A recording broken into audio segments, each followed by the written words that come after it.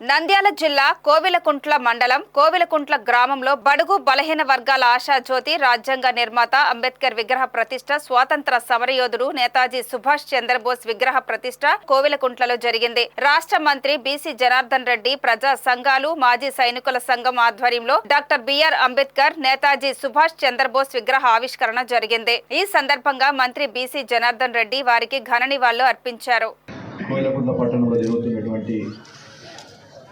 ఈ యొక్క జమ్మలమడుగు సర్కిల్లో డాక్టర్ బాబాసాహెబ్ అంబేద్కర్ గారి విగ్రహ ప్రతిష్ట కార్యక్రమానికి వచ్చినటువంటి ప్రజలకు, వివిధ గ్రామాల నుంచి వచ్చినటువంటి నాయకులకు, అదేవిధంగా ఇక్కడికి వచ్చినటువంటి పత్రికా విలేకరులకు, ప్రెస్కు, అదేవిధంగా పోలీస్ సిబ్బందికి, వేదిక మీద ఉండేటువంటి అందరి నాయకులకు, సోదరిమణులకు అందరికీ కూడా నా హృదయపూర్వక నమస్కారాలు.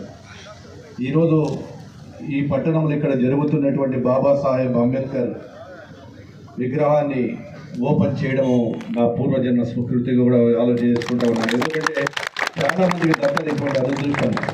ఎన్నో రోజుల నుంచి కూడా ఇక్కడ విగ్రహాన్ని ఓపెన్ చేయాలని చెప్పి గతంలో ఉన్నటువంటి వాటిలోనే చేయాలని ఆలోచన ఉండేటివి ఎందుకో కానీ కార్యక్రమాల వలన ఆగిపోవడం, అది భగవంతుడు నాకు రాసి పెట్టినటువంటి అదృష్టంగా కూడా భావిస్తామని, అది నా అదృష్టంగా కూడా భావిస్తాను. ఇటీవలే నవంబర్ 26న మనమంతా 75వ రాజ్యాంగ ఆమోద దినోత్సవంగా కూడా యావత్ ఆంధ్రప్రదేశం అంతా కూడా మన గౌరవ ముఖ్యమంత్రి గారి ఆధ్వర్యంలో చాలా ఘనంగా కూడా నిర్వహించుకోవడం జరిగింది. ఆ మహానుభావుని తలుచుకోవడం జరిగింది.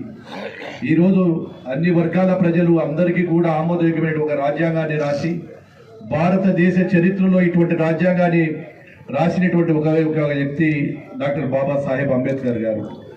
ఆయన ఇచ్చినటువంటి స్ఫూర్తితోనే ఈరోజు అన్ని వర్గాల ప్రజలు కులాలు మతాలకు అతీతంగా ఈ రాజకీయాలలో ప్రతి ఒక్కరికి కూడా స్థానం కల్పించాలి.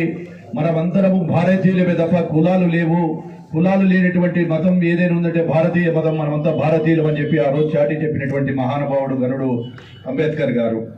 వారి స్ఫూర్తి ఆధారంగానే ఈరోజు ఎంతో మంది ఎన్ని కులస్తులు ఉండే కానీ వారికి కూడా ఈరోజు ఉన్నతమైనటువంటి పదవుల్లో కూర్చోబెట్టారు.